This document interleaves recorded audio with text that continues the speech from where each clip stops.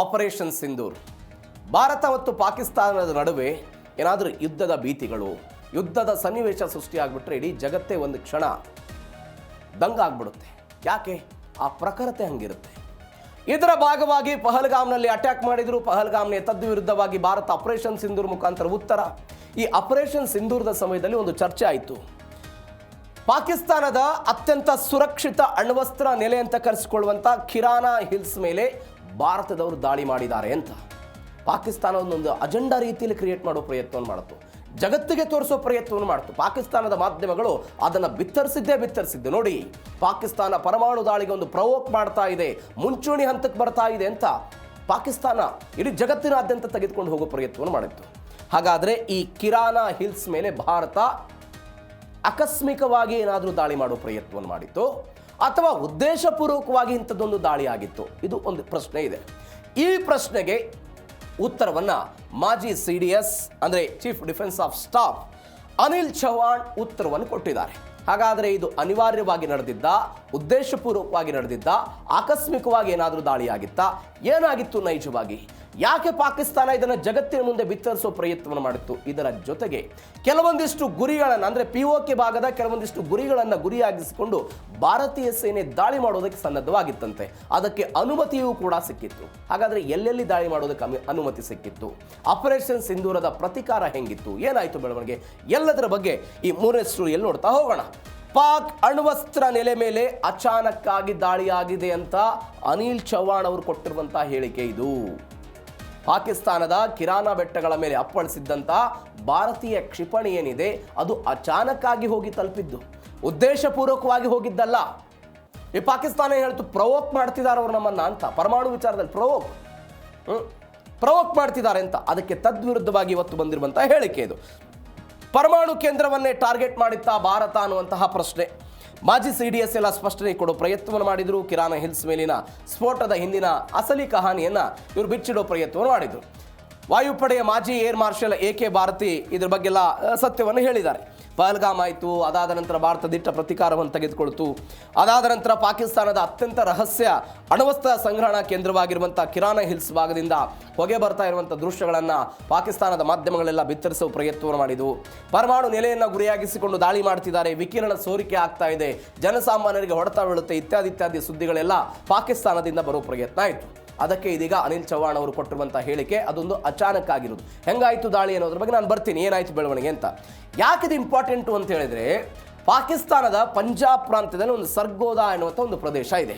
ಈ ಸರ್ಗೋದಾ ಅಲ್ಲಿ ಈ ಪ್ರದೇಶ ಇರೋದು ಯಾವುದು? ಈ ನಾವು ಏನು ಬೆಟ್ಟ ಕಿರಾನ ಅಂತ ಹಿಲ್ಸ್ ಅಂತ ನಾವೇನು ಕರಿತೀವಿ ಅದು ಅಲ್ಲಿದೆ. ಒಂದು ಇದನ್ನು ಏರಿಯಾ 51 ಅಂತೆಲ್ಲ ಕರೀತಾರೆ. ಪಾಕಿಸ್ತಾನ ತನ್ನ ಅಣ್ವಸ್ತ್ರಗಳನ್ನು ಮತ್ತು ಬ್ಯಾಲಿಸ್ಟಿಕ್ ಕ್ಷಿಪಣಿಗಳನ್ನು ಶತ್ರು ದೇಶಗಳಿಗೆ ಗೊತ್ತಾಗಬಾರದು ಅನ್ನುವ ಕಾರಣಕ್ಕಾಗಿ ಸುರಕ್ಷಿತವಾಗಿ ಇಲ್ಲಿ ಶೇಖರಣೆ ಮಾಡಿಟ್ಟಿದ್ದಾರೆ ಅನ್ನೋದು ವರದಿ. ಹೇಗೆ ಅಮೆರಿಕ ಗೊತ್ತಾಗಬಾರ್ದು ಅಂತ ಇರಾನ್ ತನ್ನ ಬೆಟ್ಟದ ಅಡಿಗಳಲ್ಲಿ 100 ಮೀಟರ್ ಆಳವನ್ನು ಕೊರೆಸಿ ರಹಸ್ಯವಾಗಿ ಹುದುಗಿಟ್ಟಿದ್ದಾರೆ ಅಂತ ವರದಿಗಳಿದೆಯೋ, ಅದೇ ರೀತಿಯಾಗಿ ಈ ಕಿರಾನ ಹಿಲ್ಸ್ನಲ್ಲೂ ಕೂಡ ಪಾಕಿಸ್ತಾನ ಇವೆಲ್ಲವನ್ನು ಕೂಡ ತೆಗೆದಿಟ್ಟಿದೆ ಅಂತ. ಇದು ಒಂದು ಬೆಳವಣಿಗೆ. ಈ ಕಾರಣಕ್ಕಾಗಿ ಎಲ್ಲವೂ ಕೂಡ ಆಗಿದೆ ಅಂತೆಲ್ಲವೂ ಕೂಡ ಆಗ್ತಾ ಇದೆ. ಹಾಗಾಗಿ ಈ ಸುಳ್ಳು ಸುದ್ದಿ ಎಲ್ಲ ವದಂತಿಗಳೆಲ್ಲವೂ ಕೂಡ ಬಂದಿತ್ತು. ಈ ವದಂತಿಯನ್ನು ಇದೀಗ ಭಾರತ ತಳ್ಳಿ ಹಾಕಿದೆ. ಮಾಜಿ CDS ಅವರು ಇದರ ಒಂದು ಸ್ಪಷ್ಟನೆ ಕೊಡೋ ಪ್ರಯತ್ನವನ್ನು ಮಾಡಿದ್ದಾರೆ. ಇದು ಒಂದು. ಎರಡನೇದ್ದು, ಪಾಕ್ ರಡಾರ್ಗಳನ್ನು ಹುಡುಕಿ ಹೋದ ಹೋರಫ್ ಶಕ್ತಿ. ಇದು ಇಸ್ರೇಲ್ನ ಡ್ರೋನ್. ಈ ಡ್ರೋನನ್ನು ಇಸ್ರೇಲ್ ವಿನ್ಯಾಸದ ಹರೋಫ್ ಡ್ರೋನ್ಗಳಿಂದ ಪಾಕಿಸ್ತಾನಕ್ಕೆ ನಡುಕ ಸೃಷ್ಟಿಯಾಗಿತ್ತು. ಹೆಂಗೆ ನಡುಕ ಸೃಷ್ಟಿಯಾಗಿತ್ತು? ಗುರಿಯನ್ನು ತಲುಪಬಲ್ಲಂಥ ಶಕ್ತಿ ಸಾಮರ್ಥ್ಯ ಇರುವಂಥ ಹರೋಫ್ಗಳನ್ನು ನಾವು ಪಾಕಿಸ್ತಾನದ ವಿರುದ್ಧ ಬಳಕೆ ಮಾಡಿದ್ವಿ. ಈ ಕಾರಣಕ್ಕಾಗಿ ಪಾಕಿಸ್ತಾನದ 9 ಉಗ್ರ ನೆಲೆಗಳನ್ನು ಕೂಡ ಭಾರತ ಧ್ವಂಸ ಮಾಡೋದಕ್ಕೆ ಸಾಧ್ಯ ಆಯಿತು. ಇದು ಗಮನಿಸಬೇಕಾದ ಸಂಗತಿ. ನಾವು ಸರ್ಗೋದಾ ಕಿರಾನ ಹಿಲ್ಸ್ ಸುತ್ತ ರಡಾರ್ಗಳಿಗಾಗಿ ಹುಡುಕಾಟ ಎಲ್ಲ ನಡೆದಿತ್ತು. ನೀವು ನೋಡಿ, ಇಸ್ರೇಲ್ ತಂತ್ರಜ್ಞಾನವನ್ನೆಲ್ಲ ನಾವು ಬಳಕೆ ಮಾಡ್ಕೊಂಡ್ವಿ. ಇದನ್ನು ನಾವು ಕಾಮಿಕಾಜೆ ಡ್ರೋನ್ ಅಂತ, ನಾವು ಆತ್ಮಹತ್ಯಾ ಡ್ರೋನ್ಗಳಂತೆಲ್ಲ ಕರಿತೀವಿ. ಒಮ್ಮೆ ಶತ್ರುಗಳನ್ನು ಟಾರ್ಗೆಟ್ ಮಾಡಿದ ನಂತರ ತಾನೇ ಒಂದು ಆತ್ಮಹತ್ಯಾ ಬಾಂಬರ್ನಂತೆ ಚಲಾವಣೆಯಾಗಿ ನೇರವಾಗಿ ಗುರಿಯನ್ನು ತಲುಪಿಸುತ್ತೆ. ಅದಾದ ನಂತರ ಕೆಲಸ ವಾಯು ರಕ್ಷಣಾ ರಡಾರ್ಗಳನ್ನು ಹುಡುಕಿ ಧ್ವಂಸ ಮಾಡುತ್ತೆ. ರಡಾರ್ಗಳಿಂದ ಹೊಮ್ಮ ಬರುವಂಥ ಸಿಗ್ನಲ್ಗಳನ್ನು ಸ್ವಯಂಚಾಲಿತವಾಗೆಲ್ಲ ಪತ್ತೆ ಹಚ್ಚುತ್ತೆ. ರಡಾರನ್ನು ಆಗಿದಷ್ಟು ಆ ಡ್ರೋನ್ಗೆ ಅದನ್ನು ಹುಡುಕೋದೆಲ್ಲ ಸುಲಭ ಆಗಿಬಿಡುತ್ತೆ ಅನ್ನುವಂಥದ್ದೆಲ್ಲ ಇದೆ. 6-7 ಗಂಟೆಗಳ ಕಾಲ ನಿರಂತರವಾಗಿ ಹಾರಾಟವನ್ನು ಮಾಡಬಲ್ಲಂಥ ಶಕ್ತಿ ಸಾಮರ್ಥ್ಯ ಯಾರಿದೆ? ಹ್ಯಾರಫ್ ಡ್ರೋನ್ಗೆಲ್ಲ ಇದೆ ಅಂತ. ಹಾಗಾದರೆ ಏನಾಯ್ತು ಇದು ದಾಳಿಯ ಸತ್ತಾಂಶ? ಅನಿಲ್ ಚೌಹಾಣ್ ಅವರು ಹೇಳ್ತಾರೆ, ಭಾರತ ಪಾಕಿಸ್ತಾನದ ಅಣ್ವಸ್ತ್ರ ನೆಲೆಗಳನ್ನು ಉದ್ದೇಶಪೂರ್ವಕವಾಗಿ ಗುರಿ ಮಾಡಿಕೊಂಡಿರಲಿಲ್ಲ ಅಂತ ಇದೀಗ ಚವ್ಹಾಣ್ ಅವರು ಕೊಟ್ಟಿರುವಂಥ ಹೇಳಿಕೆ. ಅವರು ಹೇಳ್ತಾರೆ ಏನಂತ, ಭಾರತದ ಕಡೆಯಿಂದ ಶತ್ರುಗಳ ರಡಾರ್ ವ್ಯವಸ್ಥೆಗಳನ್ನು ಹುಡುಕೋದಕ್ಕೆ ಕಳಿಸಲಾಗಿದ್ದಂತಹ ಲೋಯಿಟರಿಂಗ್ ಕಮ್ಯುನಿಕೇಷನ್ ಡ್ರೋನ್ಗಳು ಸರ್ಗೋದಾ ವಲಯದಲ್ಲಿ ಹಾರಾಟವನ್ನು ನಡೆಸ್ತಾ ಇತ್ತು. ಎಲ್ಲಿ ಇದು ಈ ಹಿಲ್ ಇದೆಯಲ್ಲ ಆ ಪ್ರದೇಶದಲ್ಲಿ ಹುಡುಕಾಟವನ್ನು ನಡೆಸ್ತಾ ಇತ್ತು. ಆ ಸಮಯಕ್ಕೆ ಏನಾಯಿತು, ರಡಾರ್ಗಳು ಸಿಗದೇ ಇರುವ ಕಾರಣಕ್ಕಾಗಿ ಸರಿಸುಮಾರು 2 ಗಂಟೆಗಳ ಹಾರಾಟದ ನಂತರ ಇಂಧನ ಖಾಲಿಯಾಗಿ ಕೊನೆಗೆ ಕಿರಾನ ಹಿಲ್ಸ್ನ ಬೆಟ್ಟವೊಂದಕ್ಕೆ ಡ್ರೋನ್ ಅಪ್ಪಳಿಸ್ತು. ಯಾಕೆ? ಇಂಧನ ಖಾಲಿಯಾಗಿದ್ದರ ಕಾರಣಕ್ಕಾಗಿ ಕಿರಾನ ಹಿಲ್ಸ್ಗೆ ಡ್ರೋನ್ ಅಪ್ಪಳಿಸ್ತು. ಉದ್ದೇಶಪೂರ್ವಕವಾಗಿ ಇದು ಅಪ್ಪಳಿಸಿದ್ದಲ್ಲ. ಇದಕ್ಕೊಂದು ಅನಿವಾರ್ಯವಾಗಿ ಒಂದು ಆಕಸ್ಮಿಕವಾಗಿ ನಡೆದಿದ್ದಂಥ ಘಟನೆ. ಈ ಘಟನೆಯ ನಂತರ ಕಿರಾನ ಹಿಲ್ಸ್ ಭಾಗದಿಂದ ಹೊಗೆ ಹೇಳ್ತಾ ಇರುವಂಥ ದೃಶ್ಯಗಳು ಪಾಕಿಸ್ತಾನ ಮಾಧ್ಯಮಗಳಲ್ಲಿ ಬಿತ್ತರಿಕೆ ಮಾಡ್ಕೊಳ್ತಾ ಬಂತು. ಆದರೆ ಇವತ್ತು ಭಾರತ ಹೇಳ್ತಾ ಇದೆ ಉದ್ದೇಶಪೂರ್ವಕವಾಗಿ ನಾವು ಟಾಂಟ್ ಮಾಡೋ ಪ್ರಯತ್ನವನ್ನು ಮಾಡಿರಲಿಲ್ಲ ಅಂತ ಅನಿಲ್ ಚವ್ಹಾಣ್ ಅವರು ಕೊಟ್ಟಿರುವಂಥ ಹೇಳಿಕೆ. ಇದು ಒಂದು ಬೆಳವಣಿಗೆ. ಮತ್ತೊಂದು ಬೆಳವಣಿಗೆ ಏನು ಅಂತ ಹೇಳಿದರೆ, ಸ್ಕಾರ್ಡು ಮೇಲೆ ದಾಳಿಗೆ ಭಾರತ ಸಜ್ಜಾಗಿತ್ತು, ಅಂದರೆ ವಾಯುಪಡೆ ಸಜ್ಜಾಗಿತ್ತು. ಯಾವುದಿದು ಸ್ಕಾರ್ಡು? ಸ್ಕಾರ್ಡು ಎನ್ನುವಂತಹ ಪ್ರದೇಶ ಜಮ್ಮು ಕಾಶ್ಮೀರ ಅಂದರೆ POK ಅಂತ ನಾವೇನು ಕರಿತೀವಿ ಆ ವ್ಯಾಪ್ತಿಯಲ್ಲಿ ಬರುವಂತಹ ಒಂದು ಪ್ರದೇಶ. ಇದಕ್ಕೂ ಭಾರತಕ್ಕೂ ಅವಿನಾಭಾವ ಸಂಬಂಧ. 1947ರ ಸ್ವತಂತ್ರದ ನಂತರ 47-48ರ ಯುದ್ಧ ಆಯ್ತಲ್ಲ, ಆ ಯುದ್ಧದಲ್ಲಿ ಈ ಸ್ಕಾರ್ಡು ಪ್ರದೇಶವನ್ನು ಭಾರತ ಉಳಿಸ್ಕೊಳ್ಬೇಕು ಅಂತ ಶತಾಯಗತಾಯವಾಗಿ ಹೋರಾಟ ಮಾಡಿದ್ದಂಥ ಒಂದು ಕಥೆ ಇದೆ. ಕೇವಲ 130 ಸೈನಿಕರು ಪಾಕಿಸ್ತಾನದವರ ವಿರುದ್ಧ ಈ ಸ್ಕಾರ್ಡು ಪ್ರದೇಶವನ್ನು ಉಳಿಸ್ಕೊಳ್ಬೇಕು ಅಂತ ಹೋರಾಟ ಮಾಡಿದ್ರು. ಅದನ್ನು ಮುಗಿಸಬೇಕು ಅಂದರೆ ನಮ್ಮ ವ್ಯಾಪ್ತಿಗೆ ತೆಗೆದುಕೊಳ್ಬೇಕು ಅಂತ ಅದರ ಮೇಲೆ ದಾಳಿ ಮಾಡೋದಕ್ಕೆ ಅನುಮತಿ ಸಿಕ್ಕಿತ್ತಂತೆ. ಆದರೆ ಪ್ರತಿಕೂಲ ಹವಾಮಾನದ ಕಾರಣಕ್ಕಾಗಿ ಕೊನೆ ಕ್ಷಣದಲ್ಲಿ ಕಾರ್ಯಾಚರಣೆಯನ್ನು ಬಿಟ್ಟಿದ್ದಾರೆ. ಗೋಲಾರಿ ಮೇಲೆ ಕಣ್ಣನ್ನು ಇಟ್ಟು ತಮ್ಮ ಗುರಿಯನ್ನು ಬದಲಾವಣೆ ಮಾಡಿಕೊಂಡಿದ್ದರ ಬೆಳವಣಿಗೆ ಇದು. ಗಿಲ್ಗಿಟ್ ಬಾಲ್ಟಿಸ್ತಾನ್ ಪ್ರದೇಶದಲ್ಲಿರುವಂತಹ ಒಂದು ಆಯಕಟ್ಟಿನ ತಾಣ ಇದು ಸ್ಕಾರ್ಡು ಎನ್ನುವಂಥದ್ದು. POK ಅಲ್ಲಿದೆ. ಇದು ಯಾಕೆ ಇಂಪಾರ್ಟೆಂಟು ಅಂತ ಹೇಳಿದ್ರೆ, ಇಲ್ಲಿ ಒಂದು ಪಾಕಿಸ್ತಾನದ ವಾಯುನೆಲೆ ಇದೆ, ಭಾರತದ ಗಡಿಗೆ ಅತ್ಯಂತ ಹತ್ತಿರದಲ್ಲಿರೋದು. ಯುದ್ಧದ ಸಮಯದಲ್ಲಿ ಭಾರತದ ಲಡಾಖ್ ಮತ್ತು ಜಮ್ಮು ಕಾಶ್ಮೀರದ ಮೇಲೆ ದಾಳಿ ಮಾಡೋದಕ್ಕೆ ಈ ಸ್ಕಾರ್ಡು ಎನ್ನುವಂಥ ಪ್ರದೇಶವನ್ನು ಬಳಕೆ ಮಾಡಿಕೊಂಡು ಪಾಕಿಸ್ತಾನದವರು ದಾಳಿ ಮಾಡ್ತಾರೆ. ಇವೆಲ್ಲದರ ಜೊತೆಗೆ ಇವತ್ತು ಪಾಕಿಸ್ತಾನದ ಜೊತೆಗೆ ಚೀನಾವು ಕೂಡ ಬಂದು ಸೇರ್ಕೊಳ್ತಾ ಇದ್ದಾರೆ. ಭಾರತದ ಗಡಿಗೆ ಹತ್ತಿರುವ ಕಾರಣಕ್ಕಾಗಿ ಇದು ಭಾರತೀಯ ವಾಯುಪಡೆಗೆ ಒಂದು ದೊಡ್ಡ ಸವಾಲಾಗಿ ಪರಿಣಮಿಸಿತು.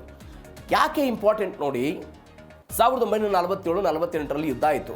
POK ಅವರು ಬುಡಕಟ್ಟು ಸಮುದಾಯದ ರೂಪದಲ್ಲಿ ಅಂದರೆ ಪಾಕಿಸ್ತಾನದವರು ಬಂದರು, ದಾಳಿ ಮಾಡೋ ಪ್ರಯತ್ನ ಮಾಡಿದರು. ಆ ಸಮಯದಲ್ಲಿ ಒಬ್ಬ ಲೆಫ್ಟಿನೆಂಟ್ ಕರ್ನಲ್ ಶೇರ್ ಜಾಂಗ್ ಥಾಫಾ ಅಂತ ಅವ್ರದ್ದೊಂದು ತಂಡ ಇರುತ್ತೆ. ಆ ತಂಡದಲ್ಲಿ ಎಷ್ಟು ಜನ ಇರ್ತಾರೆ? ಕೇವಲ 130 ಜನ ಸೈನಿಕರಿದ್ದರು. ಇವ್ರ ಕೆಲಸ ಏನು? ಸ್ಕಾರ್ಡು ಎನ್ನುವಂಥ ಈ ಪ್ರದೇಶ ಏನಿದೆ, ಗಿಲ್ಗಿಟ್ ಬಾಲ್ಟಿಸ್ತಾನ್ ಪ್ರದೇಶದಲ್ಲಿರೋದು, ಇದನ್ನು ನಮ್ಮ ವ್ಯಾಪ್ತಿಗೆ ತೆಗೆದುಕೊಳ್ಬೇಕು. ಯಾವುದೇ ಕಾರಣಕ್ಕಾಗಿಯೂ ಕೂಡ ಈ ಪ್ರದೇಶ ಪಾಕಿಸ್ತಾನದ ವ್ಯಾಪ್ತಿಗೆ ಹೋಗಬಾರದು ಅನ್ನೋದು ಇವರ ಉದ್ದೇಶ ಆಗಿತ್ತು. ಎಷ್ಟು ದಿನ ಹೋರಾಟ ಮಾಡ್ತಾರೆ ನೋಡಿ ನೀವು. 130 ಸೈನಿಕರು ಒಬ್ಬ ವ್ಯಕ್ತಿ ಅಂದರೆ ಲೆಫ್ಟಿನೆಂಟ್ ಕರ್ನಲ್ ಅವರ ಜೊತೆಗೆ ಸೇರಿಕೊಂಡು 6 ತಿಂಗಳ ಕಾಲ ಪಾಕಿಸ್ತಾನಿಗಳ ವಿರುದ್ಧ ಹೋರಾಟವನ್ನು ಮಾಡ್ತಾರೆ. ಅಂತಿಮವಾಗಿ ಐ ಥಿಂಕ್ ಅಕ್ಟೋಬರ್ ಅಥವಾ ನವೆಂಬರ್ ತಿಂಗಳಲ್ಲಿ ಆಗಸ್ಟ್ 14, 1948ರಲ್ಲಿ ಭಾರತೀಯ ಪಡೆಗಳು ಪಾಕಿಸ್ತಾನದವರು ಶರಣಾಗತಿ ಆದರು. ಯಾವ ಕಾರಣಕ್ಕಾಗಿ? ಅವರ ಬಳಿ ಇದ್ದಂತಹ ಯುದ್ಧ ಸಾಮಗ್ರಿಗಳು, ಆಹಾರಗಳಾಗಿರ್ಬೋದು, ಅವರಿಗೆ ರಕ್ಷಣೆಗೆ ಬೇಕಾದಂಥ ಎಲ್ಲ ಸಾಮಗ್ರಿಗಳು ಕೂಡ ಕೊರತೆ ಆಗೋದಕ್ಕೆ ಶುರುವಾಯಿತಂತೆ, ಖಾಲಿಯಾಗೋದಕ್ಕೆ ಶುರುವಾಯಿತು. ಈ ಖಾಲಿಯಾಗಿದ್ದರ ಕಾರಣಕ್ಕಾಗಿ ಇವತ್ತು ಶರಣಾಗತಿ ಆಯಿತು. ಶರಣಾಗತಿ ಆಗಿದ್ದಕ್ಕೆ ಈ ಸ್ಕಾರ್ಡು ಅನ್ನುವಂಥ ಪ್ರದೇಶ ಭಾರತದ ವ್ಯಾಪ್ತಿಯಲ್ಲಿ ಇದ್ದಿದ್ದು ಪಾಕಿಸ್ತಾನಕ್ಕೆ ಹೋಯಿತು. ಇದೀಗ ಆ ಸ್ಕಾರ್ಡು ಪ್ರದೇಶವನ್ನು ಗುರಿಯಾಗಿಸಿಕೊಂಡು ದಾಳಿ ಮಾಡೋದಕ್ಕೆ ಅನುಮತಿ ಸಿಕ್ಕಿತ್ತಂತೆ. ಅಲ್ಲೇನೋ ಸ್ವಲ್ಪ ದೊಡ್ಡ ಮಟ್ಟದ ಮಂಜು ಆಗಿರ್ಬೋದು, ಹವಾಮಾನಿಕ ವೈಪರೀತ್ಯ ಎಲ್ಲ ಆಗಿದ್ದರ ಕಾರಣಕ್ಕಾಗಿ ಅದನ್ನು ಕೈ ಬಿಡಲಾಯಿತು. ಅಂತಿಮವಾಗಿ ಅದನ್ನು ಬೇರೆ ಪ್ರಾಂತ್ಯಕ್ಕೆ ನಾವು ತೆಗೆದುಕೊಂಡು ಹೋದ್ವಿ ಅನ್ನುವಂಥ ವರದಿಯನ್ನು ಇದೀಗ ಚವ್ಹಾಣ್ ಅವರು ಕೊಟ್ಟರು. ಒಂದು ಸಂದರ್ಶನದಲ್ಲಿ ಮಾತನಾಡಿ ಎಲ್ಲದರ ಬಗ್ಗೆ ಒಂದು ವರದಿಯನ್ನು ಕೊಡೋ ಪ್ರಯತ್ನವನ್ನು ಮಾಡಿದ್ದಾರೆ. ಇದು ಒಂದು. ಇಲ್ಲೆಲ್ಲದರ ನಡುವೆ ಚೀನಾ ಮತ್ತು ಅಮೆರಿಕ ಉಪಗ್ರಹಗಳಿಗೆ ಪಾಕಿಸ್ತಾನ ಮೊರೆ ಹೋಗಿತ್ತು. ಯಾವಾಗ? ಆಪರೇಷನ್ ಸಿಂಧೂರದ ಸಮಯದಲ್ಲಿ. ದಾಳಿ ಎಷ್ಟಾಗಿದೆ, ದಾಳಿ ಎಷ್ಟು ಮಾಡಿದ್ದೇನೆ ಅನ್ನೋದನ್ನು ತಿಳ್ಕೊಳ್ಳೋದಕ್ಕೆ ಸ್ವತಃ ಪಾಕಿಸ್ತಾನದ ಬಳಿ ಆ ಟೆಕ್ನಾಲಜಿ ಇಲ್ಲ. ಅವ್ರು ಯಾರ ಬಳಿ ಹೋದರು? ಸಹಜವಾಗಿ ಅಮೆರಿಕಾದ ಬಳಿ ಹೋದರು, ಚೀನಾದ ಬಳಿ ಹೋದರು. ಚೀನಾದವರು ಒಂದು ಟೆಕ್ನಾಲಜಿ ಕೊಟ್ಟರು. ಚೀನಾವನ್ನೇ ನಂಬೋದಕ್ಕೆ ಅವತ್ತು ಪಾಕಿಸ್ತಾನಕ್ಕೆ ಸಾಧ್ಯ ಆಗಲಿಲ್ಲ. ಯಾಕಂದರೆ ಚೀನಾ ಕೊಟ್ಟಂತಹ ಟೆಕ್ನಾಲಜಿಯಲ್ಲಿ ದಾಳಿಯಾಗಿದ್ದು ಮತ್ತು ಹಾನಿಯಾಗಿದ್ದರ ಬಗ್ಗೆ ಎಲ್ಲೂ ಕೂಡ ಉಲ್ಲೇಖ ಆಗಲಿಲ್ಲ, ಯಾವುದೂ ಕೂಡ ಗೊತ್ತಾಗಲಿಲ್ಲ ಅಂತ. ಆ ರೀತಿಯಾಗಿ ಅವತ್ತು ಚೀನಾದ ವಿರುದ್ಧ ಅಸಮಾಧಾನವನ್ನು ಹೊರಹಾಕಿದ್ರು. ಹೆಚ್ಚು ಕಡಿಮೆ ಒಂದು 5 ದಿನಗಳ ಕಾಲ ಇದಕ್ಕಾಗಿ ಪರದಾಟವನ್ನು ಪಾಕಿಸ್ತಾನ ಅನುಭವಿಸಿತ್ತು ಅನ್ನೋದು ಸದ್ಯಕ್ಕೆ ಬರ್ತಾ ಇರುವಂಥ ಡೀಟೇಲ್ಸ್ ನೋಡಿ. ಭಾರತೀಯ ವಾಯುಪಡೆ ನಡೆಸಿದಂಥ ಅತ್ಯಂತ ನಿಖರವಾದ ಕ್ಷಿಪ್ರ ವೈಮಾನಿಕ ದಾಳಿಗೆ ಎಷ್ಟರ ಮಟ್ಟಿಗೆ ನನ್ನ ದೇಶದಲ್ಲಿ ಹಾನಿಯಾಗಿದೆ, ಯಾವೆಲ್ಲ ನೆಲೆಗಳ ಧ್ವಂಸ ಆಗಿದೆ ಯಾವುದನ್ನೂ ಕೂಡ ಪತ್ತೆ ಹಚ್ಚೋದಕ್ಕೆ ಪಾಕಿಸ್ತಾನಕ್ಕೆ ದಿನಗಟ್ಟಲೆ ಸಮಯ ಬೇಕಾಗಿತ್ತು, ಒಂದು ವಾರಗಟ್ಟಲೆ ಸಮಯ ಬೇಕಾಗಿತ್ತು ಅಂತ ಹೇಳ್ತಾ ಇದ್ದಾರೆ. ಭಾರತ ಏನು ಮಾಡ್ತು, ಒಂದು ಬ್ಲಾಕ್ಔಟ್ ತಂತ್ರಜ್ಞಾನವನ್ನು ಬಳಕೆ ಮಾಡ್ಕೊಳ್ತು. ಕಮ್ಯುನಿಕೇಷನ್ ಲಿಂಕ್ಗಳನ್ನು ಬಂದ್ ಮಾಡಿದ್ವಿ, ಜಾಮರ್ಗಳನ್ನು ಅಳವಡಿಕೆ ಮಾಡಿಕೊಳ್ಳೋ ಪ್ರಯತ್ನವನ್ನು ಮಾಡಿದ್ವಿ, ರಡಾರ್ಗಳನ್ನು ಅತ್ಯಾಧುನಿಕವಾಗಿ ಎಲೆಕ್ಟ್ರಾನಿಕ್ ವಾರ್ಫೇರ್ಗಳನ್ನು ಬಳಕೆ ಮಾಡಿಕೊಳ್ಳೋ ಪ್ರಯತ್ನವನ್ನು ಮಾಡಿದ್ವಿ. ಎಲ್ಲ ಮಾಡಿದ್ದರ ಕಾರಣಕ್ಕಾಗಿ ಪಾಕಿಸ್ತಾನಕ್ಕೆ ಏನಾಗ್ಬಿಡ್ತು ಅಂತ ಹೇಳಿದ್ರೆ 5 ದಿನಗಳ ಕಾಲ ಸತ್ಯವನ್ನು ತಿಳ್ಕೊಳ್ಳೋದಕ್ಕೆ ಅಸಾಧ್ಯವಾಗಿಬಿಡ್ತು. ಅಂತಿಮವಾಗಿ ಏನು ಮಾಡಿದ್ರು ಅವರು, ಮೇ 8ರಿಂದ 12ನೇ ತಾರೀಕಿನ ತನಕ ಏನೇನಾಗಿದೆ ಅನ್ನೋದನ್ನು ತಿಳಿದುಕೊಳ್ಳಬೇಕು ಅಂತ ಚೀನಾ ಮತ್ತು ಅಮೆರಿಕಾದ ಮೊರೆ ಹೋಗಿದ್ರು. ಆ ತಂತ್ರಜ್ಞಾನವು ಕೂಡ ಪಾಕಿಸ್ತಾನದ ಮೇಲೆ ಇರಲಿಲ್ಲ ಅನ್ನೋದು ಈಗ ಬರ್ತಾ ಇರುವಂತಹ ಮಾಹಿತಿ. ಮತ್ತೊಂದು ಬೆಳವಣಿಗೆ ಏನು ಅಂತ ಹೇಳಿದ್ರೆ, ಭಾರತದ ಗೆಲುವಿನ ಹಿಂದೆ ತ್ರಿಶಕ್ತಿಗಳ ಸಮನ್ವಯ ಇರೋದು.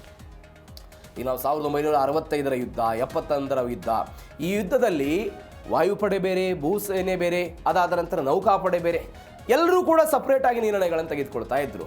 ಅಂತಿಮವಾಗಿ ಇವತ್ತು ಅದಕ್ಕೆ ಏಕೀಕೃತ ನಿರ್ಣಯಗಳನ್ನು ತೆಗೆದುಕೊಳ್ಳುವ ಹಂತಕ್ಕೆ ಇವತ್ತು ಭಾರತ ಬಂದಿದೆ. ವಾಯುಪಡೆಯವರು ದಾಳಿಯನ್ನು ಮಾಡಿದರು. ತ್ರಿಶಕ್ತಿಗಳ ರೂಪದಲ್ಲಿ ಕಾರ್ಯಾಚರಣೆಯ ಮುಂಚೂಣಿಯಲ್ಲಿದ್ದಂಥ ವಾಯುಪಡೆ ಪೆಯೋಕೆಯ ಒಳಗಡೆ ಉಗ್ರ ನೆಲೆಗಳನ್ನೆಲ್ಲ ಧ್ವಂಸ ಮಾಡಿದರು. ಬೋಲಾರಿ ವಾಯು ನೆಲೆಯ ಮೇಲೆ ಅತ್ಯಂತ ನಿಖರವಾದಂಥ ದಾಳಿ ನಡೆಸಿದರು. ಭೂಸೇನೆ ಅಂದರೆ ಅತ್ತ ವಾಯು ದಾಳಿ ಆಗ್ತಾ ಇದ್ದಂತೆ ಇತ್ತಂತ ಪಾಕಿಸ್ತಾನದ ಗಡಿ ಪ್ರದೇಶದಲ್ಲಿ ಯಾವುದೇ ನುಸುಳಿಕೆ ಆಗಬಾರ್ದು, ಪ್ರತಿಕಾರ ಆಗಬಾರ್ದು ಅಂತ ಅವರು ನೋಡ್ಕೊಳ್ಳೋ ಪ್ರಯತ್ನವನ್ನು ಮಾಡಿದರು. ಇತ್ತ ನೌಕಾಸೇನೆಯವರು ಆಪರೇಷನ್ ಸಿಂಧೂರ್ ಆರಂಭ ಆಗ್ತಾ ಇದ್ದಂತೆ ತನ್ನ ಬೃಹತ್ ಯುದ್ಧ ನೌಕೆಗಳನ್ನು, ಜಲಂತರ್ಗಾಮಿಗಳನ್ನು ಸಮುದ್ರದಲ್ಲಿ, ಅರಬ್ಬಿ ಸಮುದ್ರದಲ್ಲಿ ಮುಂಚೂಣಿಗೆ ತೆಗೆದುಕೊಂಡು ಬಂದು ಪಾಕಿಸ್ತಾನದ ವಿರುದ್ಧ ಯುದ್ಧವನ್ನು ಮಾಡುವಂತೆ ನೋಡಿಕೊಳ್ಳೋ ಪ್ರಯತ್ನವನ್ನು ಮಾಡಿದರು. ಎಲ್ಲದರ ಭಾಗವಾಗಿ ಇವತ್ತು ತ್ರಿಶಕ್ತಿಗಳು ಸೇರಿಕೊಂಡು ಪಾಕಿಸ್ತಾನದ ವಿರುದ್ಧ ಸೇಡು ತೀರಿಸಿಕೊಳ್ಳೋದಕ್ಕೆ ಆಪರೇಷನ್ ಸಿಂಧೂರ್ ಯಶಸ್ವಿ ಆಗೋದಕ್ಕೆ ಸಾಧ್ಯವಾಯಿತು ಅಂತ. ಯಾಕಂದರೆ ನಾವು ಬೇರೆ ಬೇರೆ ಪಾಕಿಸ್ತಾನದ ಯುದ್ಧಗಳಲ್ಲಿ ನಾವು ಗೆದ್ದಿದ್ದೀವಿ ಹಿಂದೆ, ಆ ಮಾತು ಬೇರೆ. ಆದರೆ ಆ ನಿರ್ಣಯಗಳನ್ನು ತೆಗೆದುಕೊಳ್ಳುವಂತಹ ಸಮಯದಲ್ಲಿ ವಿಳಂಬಗಳಾಗ್ತಾ ಇತ್ತು, ದಿನಗಟ್ಟಲೆ ಸಮಯಗಳೆಲ್ಲ ಬೇಕಾಗಿತ್ತು. ಯಾಕಂದರೆ ಸಮನ್ವಯವನ್ನು ಮಾಡಿಕೊಳ್ಬೇಕಾಗಿತ್ತು ಅಂತ. ಆ ಸಮನ್ವಯ ಇದೀಗ ಆಪರೇಷನ್ ಸಿಂಧೂರದಲ್ಲಿ ಆಗಿದೆ ಅನ್ನುವಂಥದ್ದು ಈಗ ಬರ್ತಾ ಇರುವಂಥ ಅಪ್ಡೇಟು.